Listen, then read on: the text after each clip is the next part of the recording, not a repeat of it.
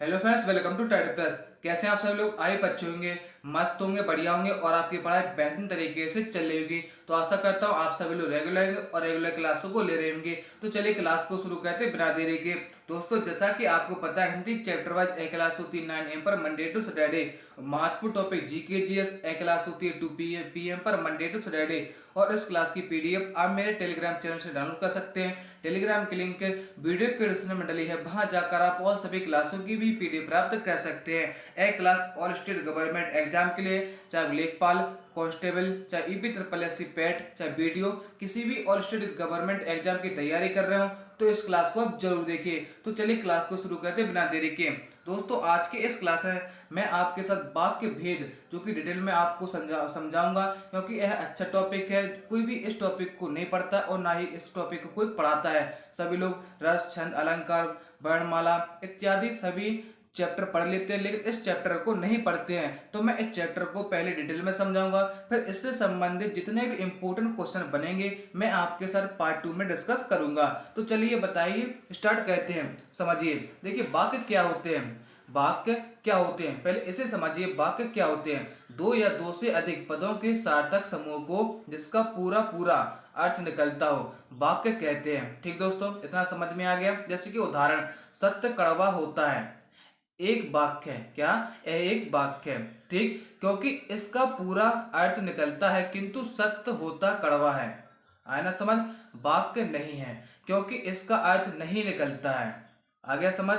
सत्य कड़वा होता है। ठीक, आगे समझ इतना। यानी वाक्य क्या होता है, आपको सिर्फ इतना समझना है कि दो या दो से अधिक पदों के सार्थक समूह को जिसका पूरा पूरा अर्थ निकलता वाक्य कहते हैं। सिर्फ आपको इतना समझना है कि सत्य कड़वा होता है, यह खेलने जाता है, यह क्या कहलाता है? वाक्य कहलाता है। इतना समझ में आ गया। तो चलिए आगे बढ़ते हैं। देखिए, वाक्य के दो अंग होते हैं। कौन कौन होते हैं? देखिए, इनके बारे में समझेंगे और इसे डिटेल में भी आपको मैं बताऊंगा। देखिए, उद्देश्य होता है और विधेय होता है। ठीक, पहला कौन सा होता है? उद्देश्य, फिर होता है विधेय। याद रखना। तो चलिए पहले उद्देश्य के बारे में समझ लेते हैं। वाक्य में कर्ता, कर्ता क्या होता है? जो कार्य करता है उसे उद्देश्य कहा जाता है। साथ ही कर्ता का विस्तारक या विशेषण हो तो उसे भी हम उद्देश्य में रखेंगे। जैसे कि एग्जाम्पल समझिए, मेरी सहेली पूजा बहुत सुंदर लेख लिखती है। तो यहाँ पर क्या होगा? जो पूजा होगा तो यहाँ पर कौन है? उद्देश्य है। क्या है? यहाँ पर हो जाएगा उद्देश्य। और जो मेरी सहेली, यह क्या होगा? उद्देश्य का विस्तार। लेख लिखती है, यह क्या होगा? विधेय। और बहुत सुंदर है, विधेय यानी विस्तारक। ठीक, आ गया इतना समझ? चलिए आगे बढ़े। चलिए आगे बढ़ते हैं। देखिए, अब विधेय को समझते हैं। विधेय क्या होता है? उद्देश्य के बारे में जो कथन कहा जाता है। क्या? उद्देश्य के बारे में जो कथन कहा जाता है वह विधेय है। ठीक, यानी इसमें कहने का सिर्फ यही मतलब है, जो उद्देश्य के बारे में जो कथन कहा गया है वही विधेय कहलाता है। जैसे मेरी सहेली रमा सुंदर लेख लिखती है। क्या? एग्जाम्पल को ध्यान से पढ़िए, मेरी सहेली रमा सुंदर लेख लिखती है। ठीक, तो देखिए यहाँ पर क्या होगा? जो कर्म है, कर्म क्या है? लेख, यानी उसका लिखने का कार्य क्या है उसका? वह कार्य क्या करती है? वह लेख लिखती है, उसका कर्म है यानी। ठीक, और क्रिया है क्या? लिखना। ठीक, यहाँ क्रिया क्या होगी? लिखना। और अतः ये विधेय है और इसका विस्तारक है सुंदर। ठीक, और है सहायक। और क्या है? सहायक, सहायक क्रिया। ठीक, इतना समझ में आ गया। अतः पूरा वाक्य में सुंदर लेख लिखती है विधेय कहलाता है। आगे इतना समझ। तो चलिए आगे बढ़ते हैं। अब देखते हैं रियल कहानी। वाक्य भेद कई प्रकार के होते हैं। आप बस यहीं से स्टार्ट है इंपोर्टेंट पार्ट। ठीक दोस्तों, अब यहीं से आप नोट बनाकर लिख लेना, क्योंकि यहीं से आपको समझना बहुत जरूरी है और यहीं से प्रश्न आपके एग्जाम में पूछे जाएंगे। जो मैं आपको बताता जाऊंगा इन्हें आप नोट बनाकर लिखते जाइए। अच्छा टॉपिक है, यहीं से प्रश्न एक ना एक दो प्रश्न बन जाते हैं आपके एग्जाम में। ठीक दोस्तों, देखिए वाक्य भेद कई प्रकार के होते हैं। कितने प्रकार के होते हैं? दो प्रकार के होते हैं। कौन कौन होते हैं? रचना के आधार पर होंगे और अर्थ के आधार पर। और आपसे यहीं से प्रश्न कैसा बनता है कि वाक्य के भेद कितने होते हैं, तो आप बता देंगे कितने होते हैं, 2। और आपसे इस तरीके से प्रश्न पूछ लिया जाता है कि वाक्य का भेद इनमें से कौन सा है। ऑप्शन में आपको दिया जाएगा और इन ऑप्शनों को यानी इन दोनों को वहां लिख दिया जाएगा, या इसे लिखा जाएगा अर्थ के आधार पर या रचना के आधार पर, तो वहां पर आपको टिक लगाना है। ठीक, इतना समझ में आया। अब आपसे क्या पूछा जाएगा कि रचना के आधार पर वाक्य भेद कितने होते हैं, तो यह होते हैं 8 प्रकार के। ठीक, और अर्थ के आधार पर कितने होते हैं, तो यह होते हैं 3 प्रकार के। लिख लेना नोट बनाकर, अच्छा है। चलिए नेक्स्ट आगे देखते हैं। देखिए अब डिटेल में समझते हैं। देखिए रचना के आधार पर वाक्य के कितने भेद होते हैं, 3 होते हैं। वह कौन कौन होते हैं, ठीक लिख लेना। सरल वाक्य, मिश्र वाक्य और संयुक्त वाक्य।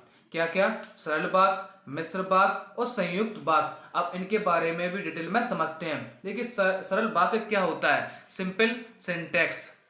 देखिए सरल वाक्य के बारे में समझते हैं। सरल वाक्य वह है जिसमें एक ही क्रिया होती है और एक उद्देश्य होता है और एक विधेय। इनमें एक एक उद्देश्य अर्थात कर्ता और विधेय अर्थात क्रिया होती है, इसलिए इन्हें हम सरल वाक्य कहा जाता है। ठीक, इतना समझ में आया। नहीं आया तो डिटेल में देखते हैं। जैसे बादल बरसता है, यह क्या है, एक सरल वाक्य है। क्या, बादल बरसता है। ठीक, ध्यान से सुनते जाना जो मैं आपको समझा रहा हूँ। क्या है, बादल बरसता है, सिंपल है ना। यहाँ कोई यानी मिश्र वाक्य नहीं है, जैसे बादल बरसता है कब बरसेगा, तो यहाँ पर मिश्र वाक्य हो जाते हैं, वो मैं आपको डिटेल में समझाता जाऊंगा। पहले आप इसे समझ लीजिए कि बादल बरसता है, सिंपल है। ठीक, चलिए आगे देखते हैं अगले की ओर। देखिए और एक और एग्जाम्पल देख लीजिए। जैसे कि राम खाता है, राम खाता है, तो यह कैसा वाक्य है, सिंपल वाक्य, यानी साधारण तरीके से हम किसी वाक्य को बोल सकते हैं। ठीक, अब देखिए मिश्र वाक्य, कॉम्प्लेक्स सेंटेंस, इसके बारे में देखिए मिश्र वाक्य उसे कहते हैं जिसमें एक सरल वाक्य के अतिरिक्त उसके अधीन कोई अन्य अंग वाक्य हो। ठीक, समझ में आया। नहीं आया समझ में तो एग्जाम्पल के माध्यम से मैं आपको समझाऊंगा, देखना। देखिए जैसे वह कौन सा भारतीय है जिसने महात्मा गांधी का नाम ना सुना हो। यहाँ पर कितने वाक्य, मिश्र का मतलब क्या होता है, मिक्सचर। क्या होता है, मिक्सचर, जहां पर दो वस्तुएं यानी दो चीजें आपस में मिल जाए। जैसे कि चाय चाय पत्ती से मिला चाय पीते, जिसमें चाय मिलाएंगे, जिसमें दूध डालेंगे, पानी डालेंगे, चाय पत्ती डालेंगे, तो यह क्या कहलाता है, मिश्रण कहलाता है। ठीक, कहलाता ना। तो बस यही है मिश्रण। जैसे कि इसमें 2-3 वाक्य आपस में मिले हुए हैं। वह कौन सा भारतीय है जिसने महात्मा गांधी का नाम सुना है, तो यहाँ पर कितने वाक्य मिले हैं, यहाँ पर 2 वाक्य मिले हैं, तो इसे क्या कहते हैं, हमेशा मिश्र वाक्य। इतना समझ में आ गया। इस वाक्य में वह कौन सा भारतीय है, मुख्य वाक्य, वह कौन सा भारतीय है, इसमें क्या है, मुख्य वाक्य, और दूसरा अंग क्या है, जो मुख्य वाक्य पर आश्रित है। ठीक, आगे समझ। चलिए अगला देखते हैं, संयुक्त वाक्य। संयुक्त वाक्य क्या है, संयुक्त वाक्य क्या है, इसके बारे में समझते हैं। संयुक्त वाक्य वह है जिसमें सरल या मिश्र वाक्यों का मेल संयोजन अवयवों द्वारा होता है। वस्तुतः इनमें 2 या 2 से अधिक सरल या मिश्र वाक्य अवयवों द्वारा संयुक्त होते हैं। जैसे मैं स्कूल जा रहा था कि पानी बरसने लगा और पानी इतना तेज बरसा कि मुझे एक पेड़ के पास रुकना पड़ा। आया ना समझ, संयुक्त वाक्य यही होता है। इसमें थोड़ा लंबा खिंच जाता है कोई वाक्य, इसमें डिटेल में समझाया जाता है। ठीक, जैसे इसमें कहा क्या गया है, जैसे कि वह कहाँ जा रहा था, वह जा रहा था स्कूल जा रहा था, फिर क्या होने लगा, फिर वर्षा होने लगी और पानी इतना तेज बरसा कि मुझे एक पेड़ के पास रुकना पड़ा। राम आया, श्याम चला गया। तो यहाँ पर क्या है, संयुक्त वाक्य है। इनमें पहला मिश्र वाक्य और दूसरा सरल वाक्यों को मिलकर संयुक्त वाक्य बनता है। इतना समझ में आया। ठीक, चलिए अब देखते हैं अर्थ की दृष्टि से वाक्य के 8 भेद कौन कौन से होते हैं। देखिए अर्थ की दृष्टि से वाक्य के कितने भेद होते हैं, यह होते हैं 8 होते हैं। वह कौन कौन से हैं, विधिवाचक, निषेधवाचक, आज्ञावाचक, प्रश्नवाचक, विस्मयवाचक, संदेहवाचक, इच्छावाचक और संकेतवाचक। तो यह कितने प्रकार के होते हैं? 8 प्रकार के होते हैं। इन्हें आप लिख लेना, आपके एग्जाम में ऑप्शन के थ्रू आपसे डायरेक्ट पूछ लिया जाएगा प्रश्न। ठीक, कि आपसे यह पूछेगा कि अर्थ यानी अर्थ की दृष्टि से इनमें कौन सा वाक्य का भेद है, तो आप इनमें से पहचान कर इन्हें आप पढ़ लेंगे तो वहां पर आप आसानी से पहचान सकेंगे। तो चलिए इन्हें डिटेल में समझ लेते हैं कि विधिवाचक क्या है, क्या विशेषवाचक क्या है, आज्ञावाचक क्या है। तो चलिए इनके बारे में हम डिटेल में समझते हैं। ध्यान से सुनना, जो मैं आपको बता रहा हूं इन्हें आप नोट बनाकर जरूर लिखिए, एक ना एक प्रश्न आपके एग्जाम में पूछा जाएगा। ठीक दोस्तों, चलिए देखते हैं। पहला देखते हैं विधानवाचक सूचक वाक्य, यह क्या होता है। ठीक, इसके बारे में डिटेल में समझते हैं। देखिए विधानवाचक क्या होता है? वह वाक्य जिससे किसी प्रकार की जानकारी प्राप्त हो।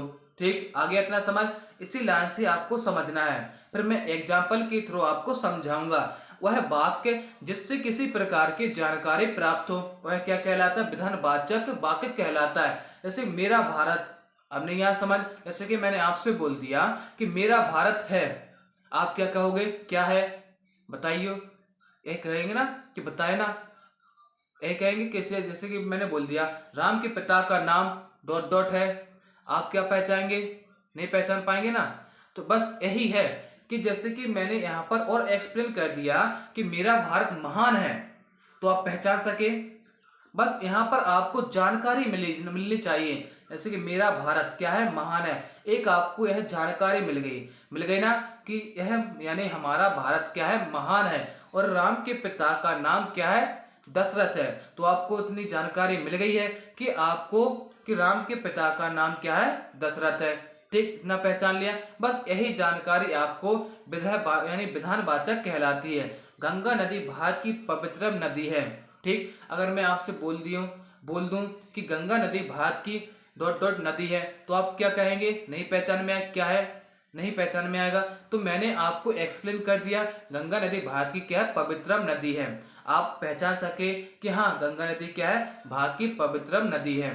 ठीक, आगे ना समझ, विधानवाचक यही कहलाता है। चलिए नेक्स्ट देखिए निषेधवाचक। अब निषेधवाचक क्या होता है इसके बारे में भी देखते हैं। दोस्तों मैं आपसे फिर से कह रहा हूं, आप इन प्रश्नों को यानी इन्हें जो मैं आपको समझा रहा हूं इन्हें आप नोट बनाकर जरूर लिखिए, क्योंकि यही आपके एग्जाम में पूछे जाएंगे। कि ऐसा एग्जाम आ जाए जैसे कि आपके क्वेश्चन पूछ लिया जाए, जिन वाक्यों से किसी कार्य का अर्थ ना हो वह कौन सा वाक्य कहलाता है, बताइए।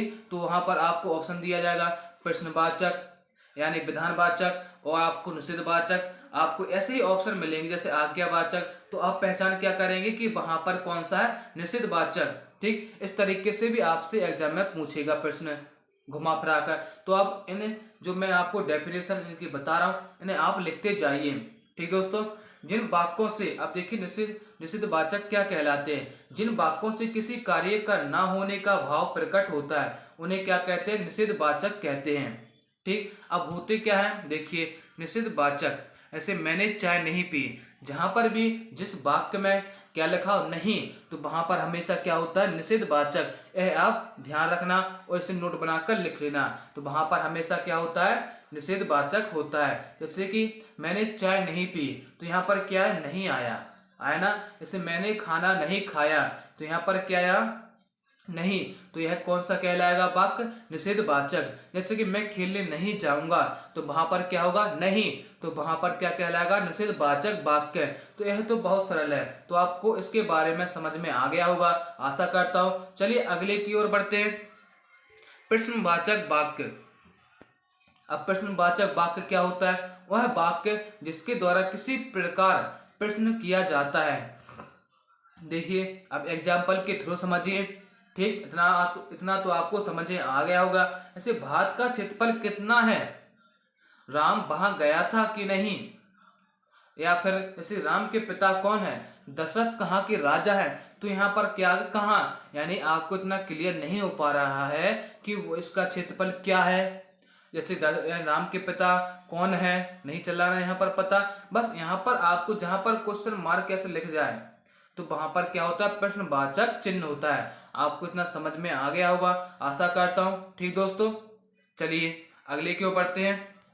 आज्ञावाचक वाक्य क्या होता है? आज्ञावाचक वाक्य क्या होता है? वह वाक्य जिसके द्वारा किसी प्रकार की आज्ञा दी जाती है। समझ में आया? या प्रार्थना की जाती है वह विधि सूचक या आज्ञा सूचक वाक्य कहलाता है। ठीक, तो देखिए इसे देखिए एग्जाम्पल के थ्रू, क्योंकि एग्जाम्पल के थ्रू आपको डिटेल में समझ में आ जाएगा। देखिए कृपया बैठ जाइए, कृपया बैठ जाइए। तो यहाँ पर क्या किया जा रहा है? तो यहाँ पर क्या किया जा रहा है? आज्ञा। यहाँ पर आज्ञा नहीं, ठीक, यहाँ पर प्रार्थना यानी सम्मान आपको दिया जा रहा है। क्या? शांत रहो, शांत रहो। यहाँ पर क्या दिया जाए आपको? ऑर्डर, शांत रहो। ठीक, यहाँ पर क्या दिया जा रहा है? यानी शांत रहो। और कृपया शांति बना रखें, यानी शांति पूर्वक, यानी आराम से, कोई व्यक्ति आराम से बोल रहा है यानी शांति पूर्वक, कि कृपया शांति बनाए रखें। ठीक, यहाँ पर क्या बोला था? शांत रहो। यहाँ पर आपको आज्ञा दी जा रही है। ठीक, और कृपया बैठ जाइए। ठीक, इतना आपको समझ में आया? तो यहाँ पर क्या होगा? आज्ञावाचक वाक्य होगा। समझ में आया? चलिए अगले की ओर बढ़ते हैं। विस्मय, विस्मयवाचक वाक्य क्या होता है? विस्मयवादी वाचक क्या होता है? तो इसके बारे में डिटेल में देखते हैं। वह वाक्य जिससे किसी प्रकार की गहरी अनुभूति का प्रदर्शन किया जाता है वह विस्मयवाचक वाक्य कहलाता है। अब जैसे कैसे? जैसे विस्मय क्या होता है? एक्सक्लेमेटरी वाक्य, यानी एक्सक्लेमेटरी सिंबल क्या होता है? एक्सक्लेमेटरी का ऐसा होता है। तो जहां पर भी ऐसा लिखा जाए, यह सिंबल बना जाए, तो वहां पर क्या होता है? हमेशा विस्मयवाचक। इतना ध्यान रखना। ओहे कितनी ठंडी रात है, बल्ले बल्ले हम जीत गए, आहा कितना सुंदर उपवन है। क्या समझ में आया? तो यहाँ पर क्या लगा? एक्सक्लेमेटरी। यहाँ पर भी एक्सक्लेमेटरी।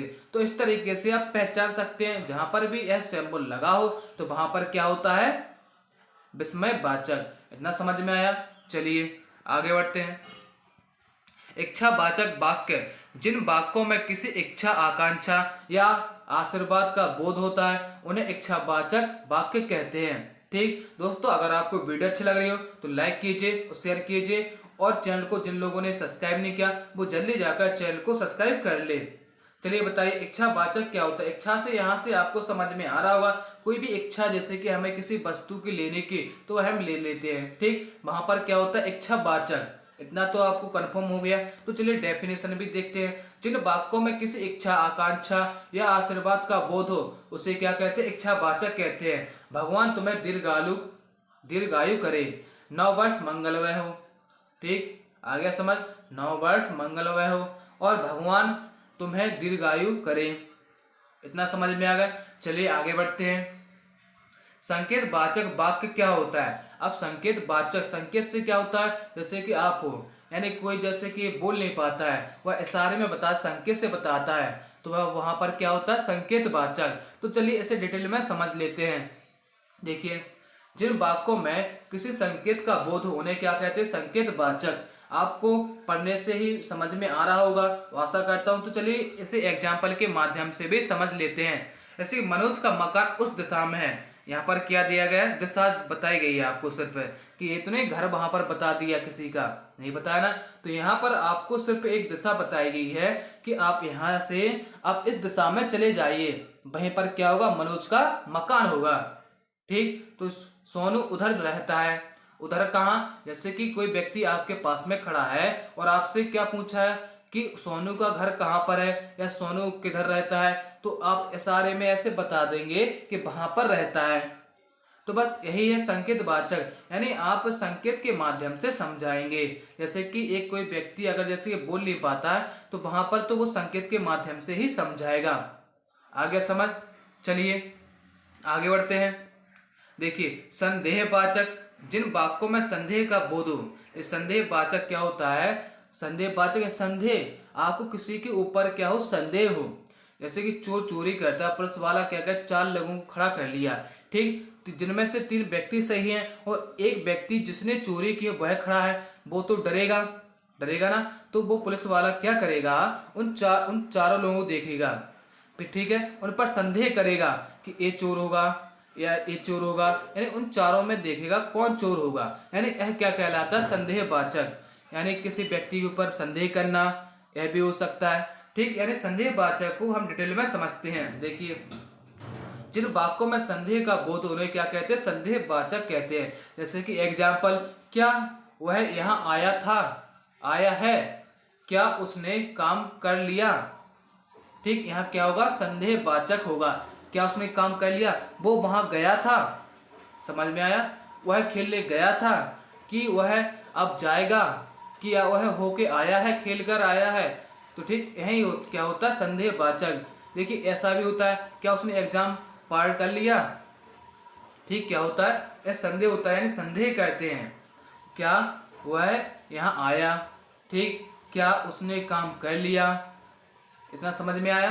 तो चलिए, आपको अच्छी वीडियो लगी होगी, आशा करता हूँ आप सभी लोगों ने नोट बनाकर लिख लिया होगा। तो चलिए, ठीक दोस्तों, मैं इसे जो वाक्य भेद है मैं इसे प्रश्नों के माध्यम से आपको और भी समझा दूंगा। मैं पार्ट 2 में आपको क्वेश्चन के माध्यम से समझाऊंगा। ठीक दोस्तों, आशा करता हूँ आप सभी लोगों को वीडियो अच्छी लगी होगी। तो लाइक कीजिए, शेयर कीजिए और मुझे कमेंट करके बताइए आपको वीडियो कैसी लगी है। Thanks for watching, bye.